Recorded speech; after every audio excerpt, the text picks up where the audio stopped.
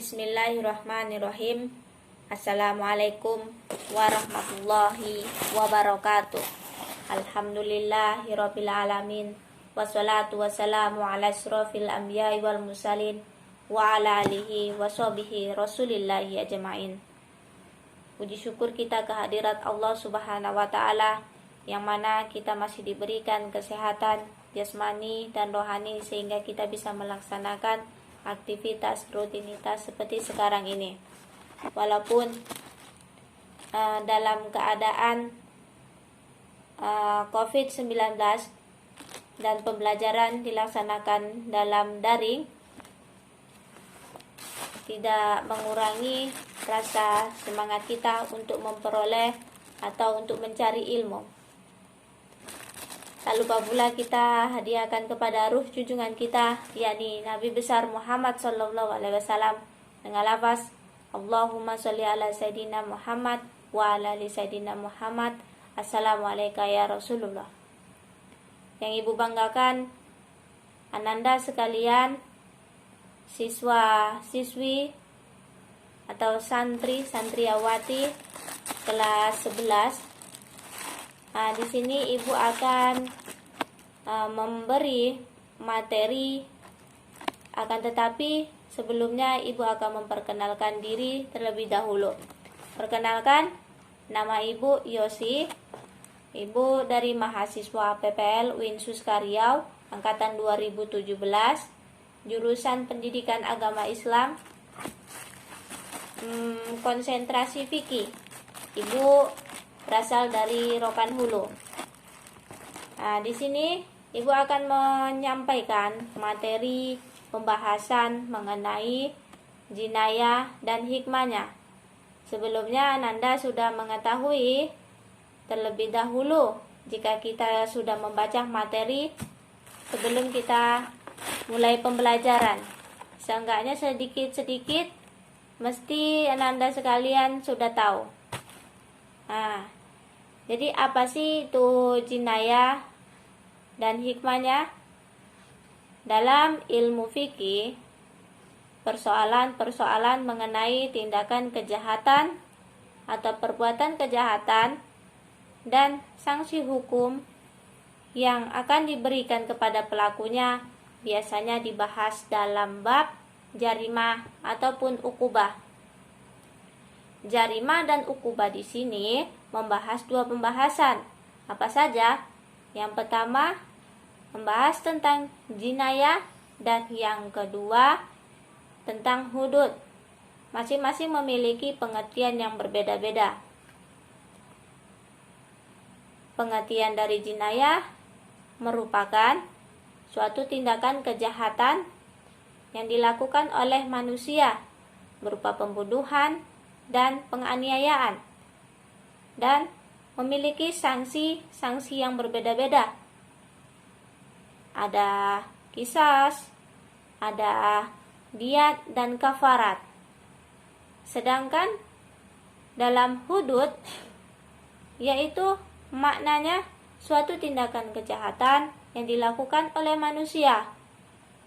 Akan tetapi kecuali pembunuhan dan penganiayaan. Jadi apa saja? Yang pertama ada zina, ada pencurian dan perampokan, dan memiliki sanksi-sanksi yang berbeda-beda. Di sini ibu akan menyampaikan materi mengenai jinayah, karena bab hudud nanti setelah pembahasan jinayah. Tentang jinayah, yang pertama apa? Yang pertama tentang pembunuhan. Berbicara mengenai pembunuhan, yang di pikiran Ananda mesti ada berpikir kalau pembunuhan itu keras, kekerasan. Di sini dalam artian bahasa bahwasanya pembunuhan itu menghilangkan nyawa seseorang, menghilangnya nyawa seseorang. Jadi dalam istilah bahwasanya pembunuhan itu merupakan suatu perbuatan manusia yang akan mengakibatkan hilangnya nyawa seseorang baik itu disengaja ataupun tidak disengaja. Dan baik itu menggunakan alat yang mematikan ataupun tidak mematikan. Dalam pembunuhan ini ada macam-macamnya. Apa saja macam-macamnya? Yang pertama, pembunuhan sengaja atau sering disebut juga dengan qatlul amdi. Nah, di sini qatlul amdi bahwasanya pembunuhan ini dilakukan oleh si pembunuh dengan adanya niat. Sebelum membunuh, pembunuh ini sudah memiliki niat tersendiri untuk membunuh si korban. Setelah memiliki niat, pembunuh menggunakan alat yang tajam. Seperti apa alat yang tajam dan mematikan? Itu ada pistol, ada pisau, ada racun. Dengan menggunakan alat-alat tersebut dapat mematikan si korban. Dan yang ketiga, itu yang membunuh itu orangnya sudah balik. Maka si pembunuh ini jika dikenakan sanksi, dia kena karena dia sudah balik. Selanjutnya ada pembunuhan seperti sengaja atau qatlu sibahil amdi. Di sini pembunuhan tidak memiliki niat, dan alat yang digunakan itu tidak mematikan, akan tetapi dapat menghilangkan nyawa seseorang. Seperti apa? Contohnya seperti ketika kita bergurau dengan teman kita, alat yang tidak mematikan ini Ibu contohkan dengan penghapus ya. Kalau kita bayangkan penghapus itu alat yang tidak mematikan karena dia bendanya tumpul dan ringan. Akan tetapi ketika kita lempar, tiba-tiba si korban ini kena lemparnya tersebut meninggal. Itu dikatakan juga sebagai pembunuhan. Pembunuhan seperti sengaja karena dilemparkan, akan tetapi yang dilemparkan itu alatnya tidak mematikan dan alat tersebut dapat menghilangkan nyawa si korban. Makanya dinamakan pembunuhan seperti sengaja. Dan yang selanjutnya ada pembunuhan tersalah atau qatlul khata'i, yaitu pembunuhan yang terjadi karena salah satu dari 3 kemungkinan.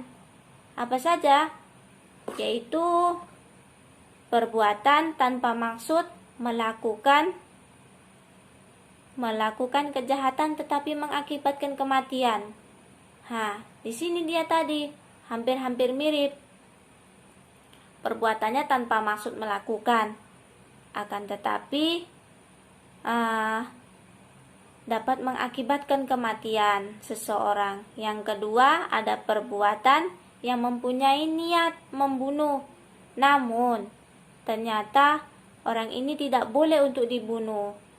Dan yang ketiga, perbuatan yang pelakunya tidak bermaksud jahat, tetapi akibatnya kelalaian dapat menyebabkan kematian seseorang. Ibu contohkan seperti ini. Contohnya ya, seperti seorang A menggonceng atau berboncengan dengan si B, dan yang B ini digonceng. Ketika itu berjalan mengendarai, terjadilah kecelakaan, dan si B ini tadi yang digonceng meninggal. Kan tidak ada niat, akan tetapi kita membawanya si B ini, dan yang si B ini meninggal karena kita gonceng. Itu bisa dikatakan sebagai salah satu dari yang ketiga ini dia tadi. Terus ada dasar-dasar hukum membunuh. Membunuh di sini merupakan perbuatan yang sangat dilarang dalam ajaran Islam. Islam sangat melarang akan pembunuhan. Terdapat dalam Quran surat Al-Isra ayat 33. yang berbunyi Bismillahirrahmanirrahim. Wala taqtulun nafsallati haramallahu illa bilhaq. Mana artinya? Dan janganlah kamu membunuh jiwa yang diharamkan Allah membunuhnya, melainkan dengan suatu alasan yang benar. Kalau misalnya orangnya benar, kita dilarang untuk membunuhnya, karena ada ketegasan yang mengenai larangan pembunuhan. Maka jika ada dua pihak yang saling membunuh tanpa adanya alasan yang dibenarkan oleh syara, maka orang yang membunuh maupun yang dibunuh itu masuk neraka. Terdapat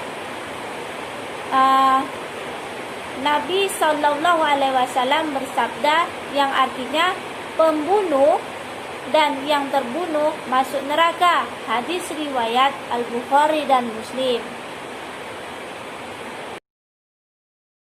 Hukuman bagi pelaku pembunuhan. Pelaku pembunuhan merupakan orang yang telah menghilangkan nyawa seseorang atau orang yang telah membunuh. Di mana pelaku pembunuhan di sini setidaknya sudah melanggar 3 hak.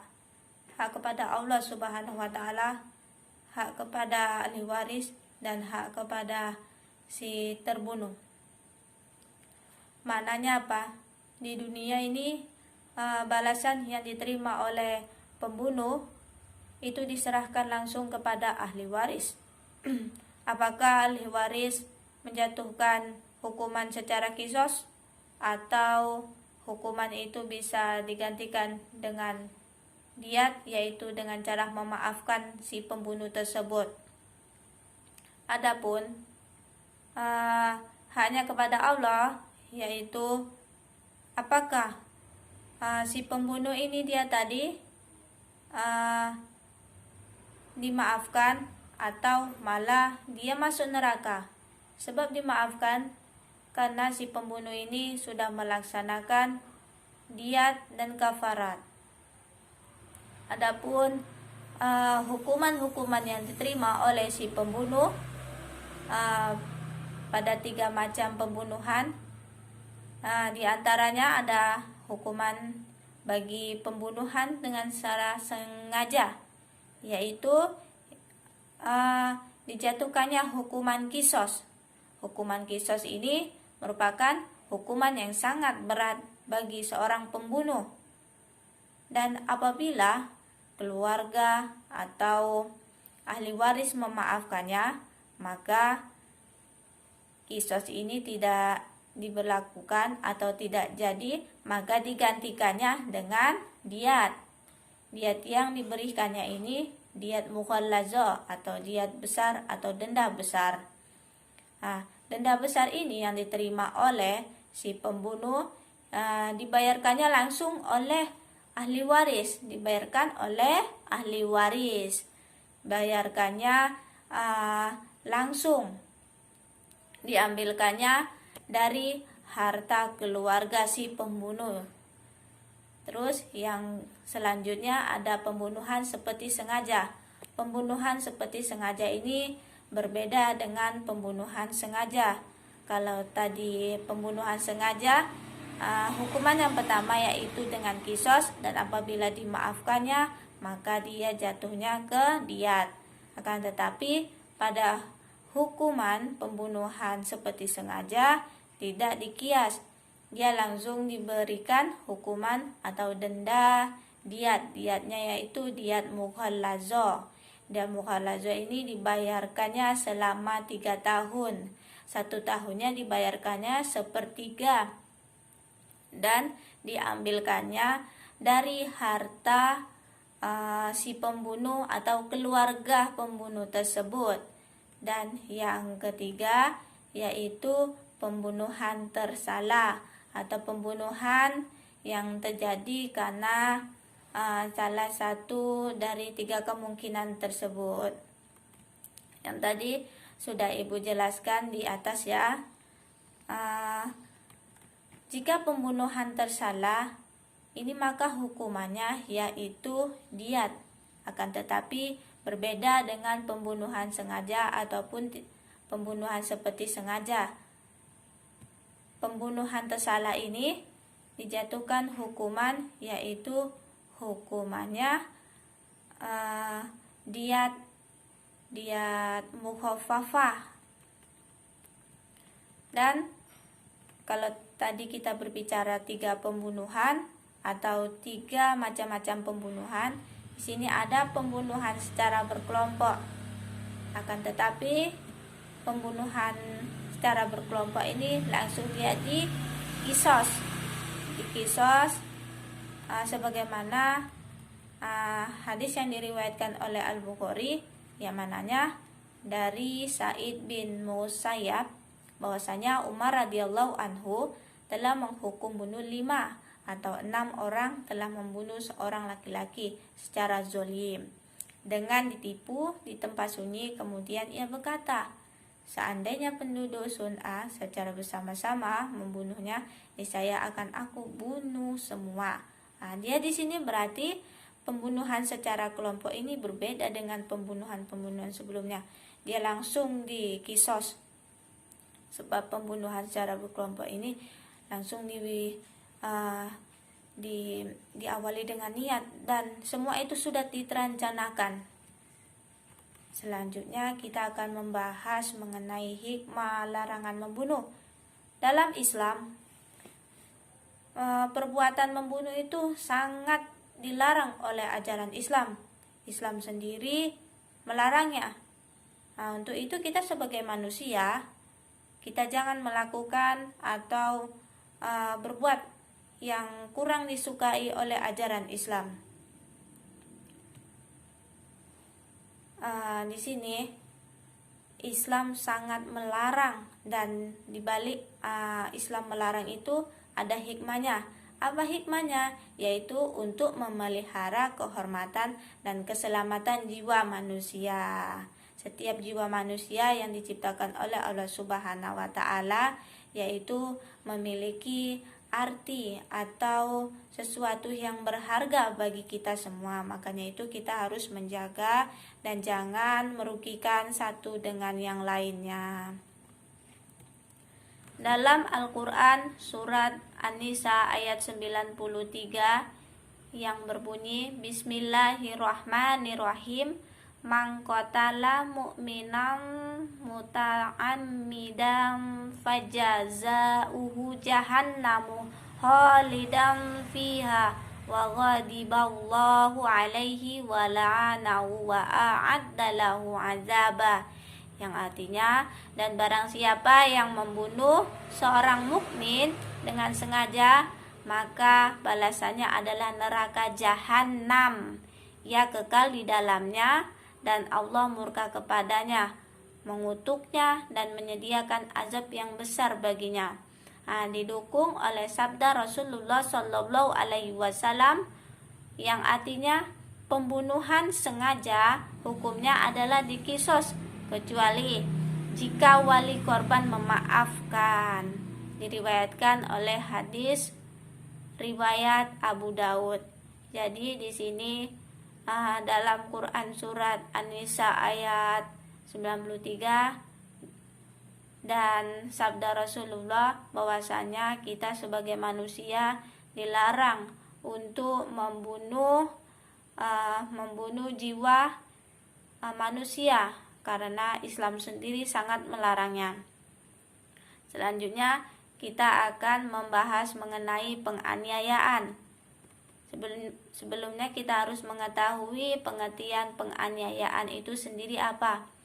Makna penganiayaan di sini yaitu perbuatan pidana atau tindakan kejahatan yang berupa melukai, merusak atau menghilangkan fungsi anggota tubuh. Anggota tubuh yang diciptakan oleh Allah Subhanahu wa Ta'ala kepada makhluknya memiliki fungsi masing-masing. Akan tetapi jika seseorang menganiaya kepada orang lain, maka fungsi yang tersebut yang tadinya bisa dijalankan atau bisa berfungsi secara baik akan hilang. macam-macam penganiayaan. Macam-macam penganiayaan ini dibedakan menjadi dua, yaitu penganiayaan berat dan penganiayaan ringan. Penganiayaan berat maknanya di sini ialah perbuatan melukai atau merusak bagian badan yang menyebabkan hilangnya manfaat atau fungsi anggota, seperti memukul tangan sampai patah, merusak mata sampai buta. Jadi di sini penganiayaan berat berarti tidak secara langsung dia itu menghilangkan fungsinya. Misalnya seperti ini, mata digunakan untuk melihat, akan tetapi jika mata ini dianiaya, maka mata ini akan hilang fungsinya, yaitu untuk melihat. Jadi mata yang tadinya bisa untuk melihat, karena dianiaya jadi dia buta, hilang fungsinya untuk melihat. Terus yang kedua ada penganiayaan ringan. Penganiayaan ringan ini perbuatan melukai bagian badan, tidak sampai merusak atau menghilangkan fungsinya, melainkan hanya menimbulkan cacat ringan, seperti melukai hingga menyebabkan luka ringan. Misalnya ini kita pukul sampai mengoyak seperti itu ya. Dasar hukum tindakan penganiayaan terdapat dalam Quran surat Al-Maidah ayat 45. Bismillahirrahmanirrahim. Wa katabna alaihim fiha annan nafsa bin nafsi wal aina bil aini wal anfa bil anfi wal uzuna bil uzuni wasinna bisinni wal juruha kisosu, yang artinya, dan kami telah tetapkan terhadap mereka di dalamnya At-Taurat, bahwasanya jiwa dibalas dengan jiwa, mata dengan mata, hidung dengan hidung, telinga dengan telinga, gigi dengan gigi, dan luka-luka pun ada kisosnya. Jadi semua yang diciptakan oleh Allah Subhanahu wa Ta'ala, ketika kita dianiaya, itu semuanya memiliki kisos masing-masing. Mengenai kisos, kita akan membahas mengenai kisos ya. Sebelumnya kita harus mengetahui apa itu kisos. Kisos berasal dari kata kososo yang artinya memotong. Selanjutnya kata kisos juga berasal dari kata iktaso yang artinya mengikut. Di sini mengikut yaitu mengikuti perbuatan atau tindakan kejahatan yang dilakukan oleh pelaku. Contohnya seperti ini. Jika pelaku kejahatan melakukan tindakan kejahatan seperti memotong telinga, maka balasan yang diterima oleh si pelaku yaitu sama, memotong telinga juga. Lanjut, macam-macam kisos. Kisos dibedakan menjadi dua, yaitu kisos pembunuhan, di mana kisos ini merupakan hukuman bagi pembunuh. Yang kedua, ada kisos anggota badan, yang merupakan hukuman bagi pelaku atau tindakan yang melukai, merusak, dan menghilangkan fungsi anggota badan, seperti penganiayaan tadi ya. Hukuman kisos ini didasari oleh terdapat dalam Quran surat Al-Maidah ayat 45, atau hukum dasar kisos ini terdapat dalam Quran surat Al-Maidah ayat 45. Tadi Ibu sampaikan ya bunyi suratnya. Sekarang kita akan adapun syarat-syarat untuk melaksanakan kisos. Ada beberapa syarat yang wajib untuk terpenuhi. Apa saja? Yang pertama ialah orang yang terbunuh terpelihara darahnya. Artinya di sini yaitu orangnya benar-benar baik. Apabila seorang mukmin membunuh pezina di sini pezina yang sudah menikah, baik laki-laki ataupun perempuan, orang yang pembunuh, orang murtad.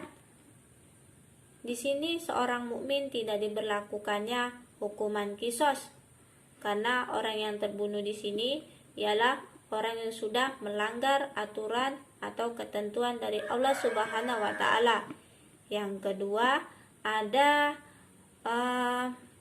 balik, di mana syarat yang kedua ini balik, yaitu orang yang sudah berakal. Untuk itu kisos diberlakukannya untuk orang yang sudah balik. Yang ketiga, yang membunuh bukanlah seorang bapak.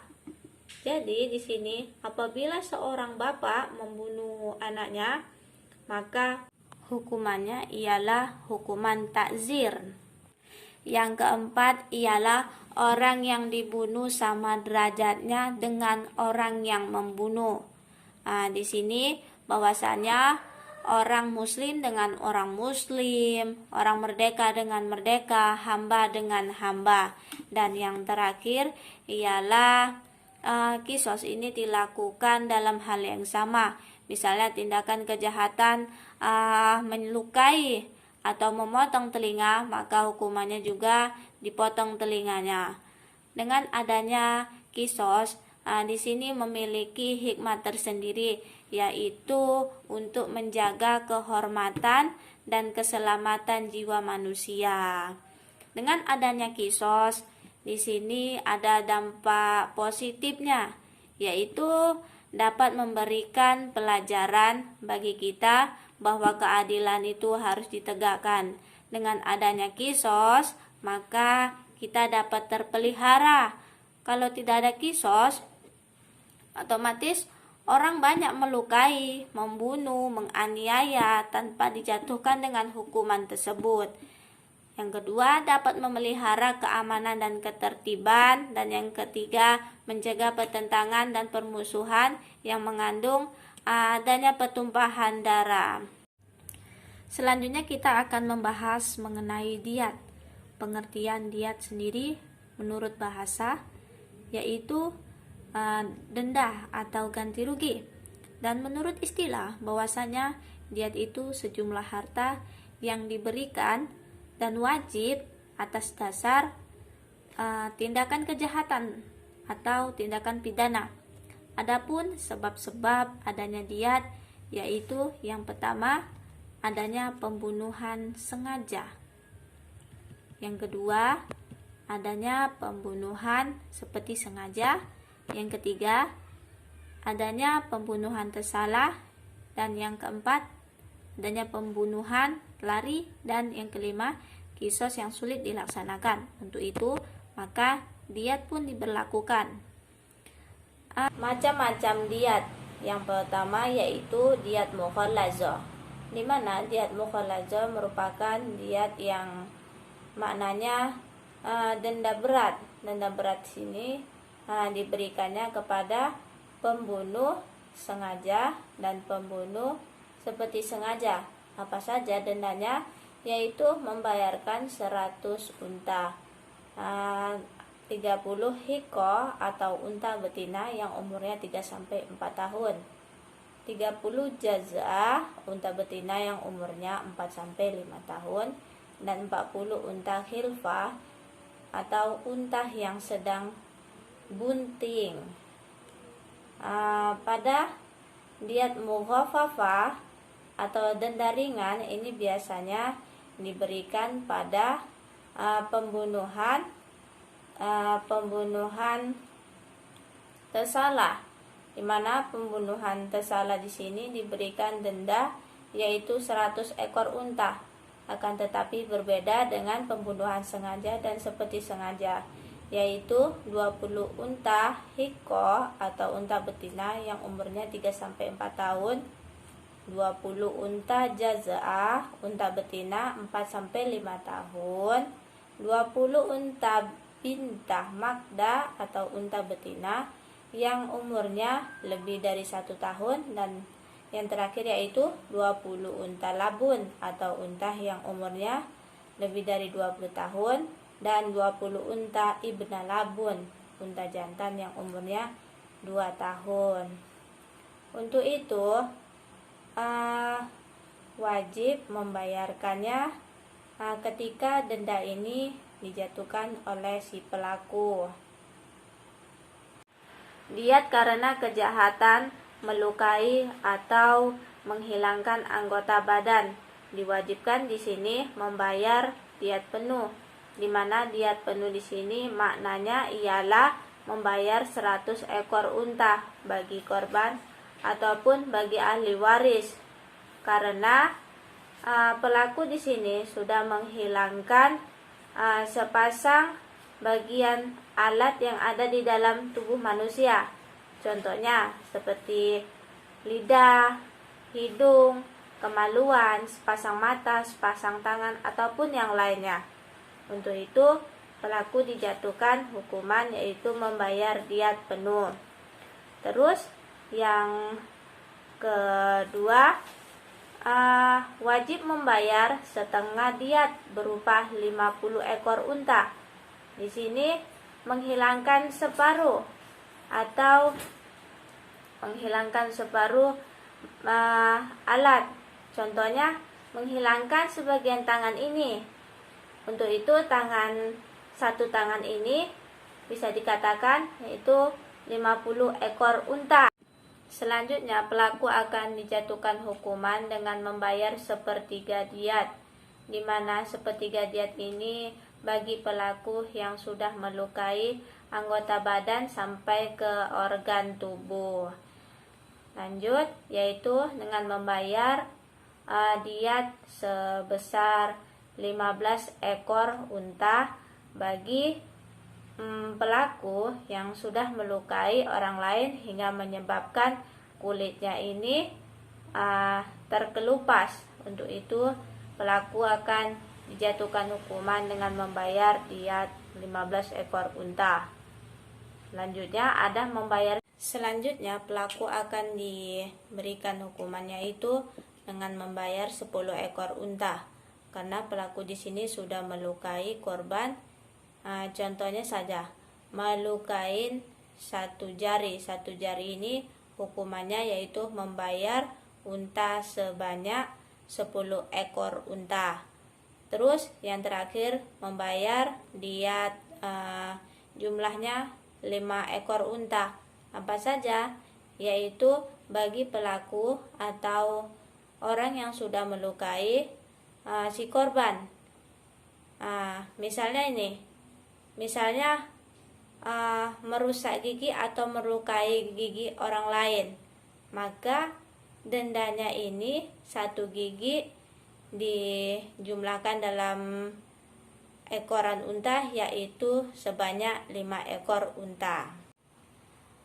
Di sini apabila kita ingin membayarkan diat kepada si korban atau ahli waris, kalau kita tidak bisa menemukan unta, kita bisa membayarkannya dengan membayar uang dengan menjumlahkan berapa harga unta tersebut.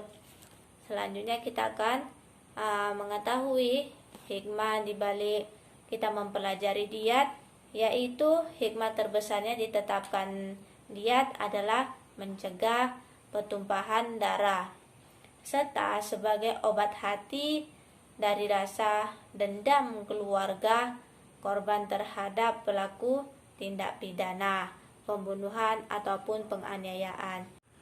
Selanjutnya kita akan membahas mengenai kafarah. Apa sih itu kafarah?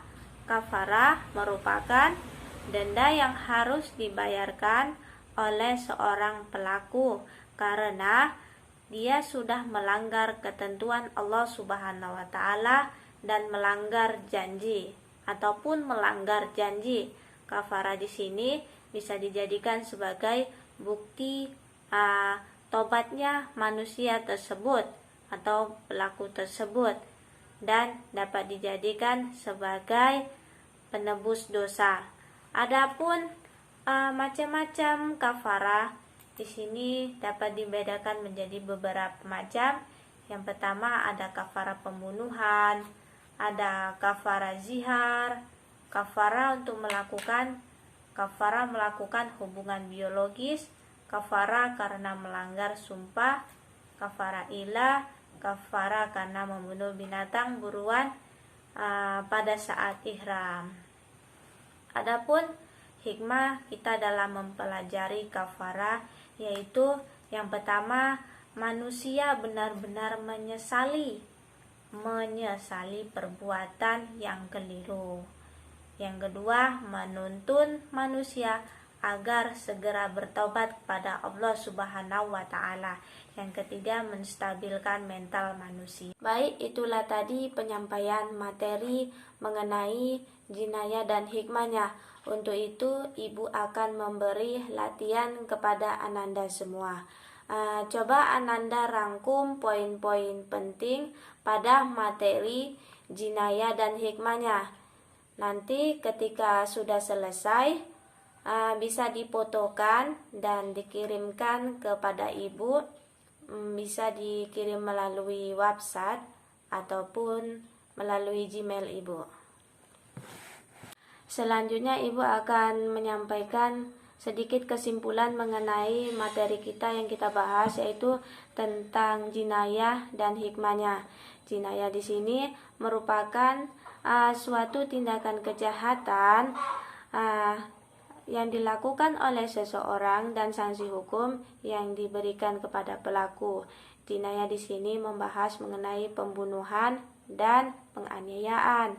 Pembunuhan di sini yang akan diberikan hukuman berupa kisos, diat dan kafara.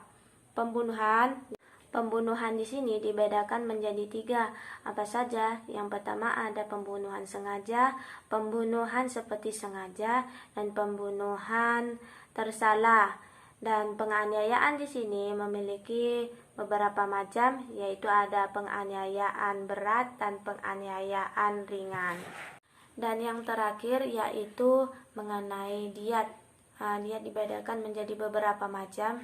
Ada diat besar, disebut juga dengan diat mughallazah, dan diat ringan yang disebut juga dengan diat mukhaffafah. Cukup sekian penyampaian materi yang Ibu bisa sampaikan. Kita tutup dengan doa kafaratul majelis. Subhanakallahumma wa bihamdika asyhadu an la ilaha illa anta astaghfiruka wa atubu ilaih. Jika ada kesalahan penyampaian materi dari Ibu, Ibu minta maaf, kesalahan itu datangnya dari Ibu. Ibu akhiri, wabillahi taufik wal hidayah. Assalamualaikum warahmatullahi wabarakatuh.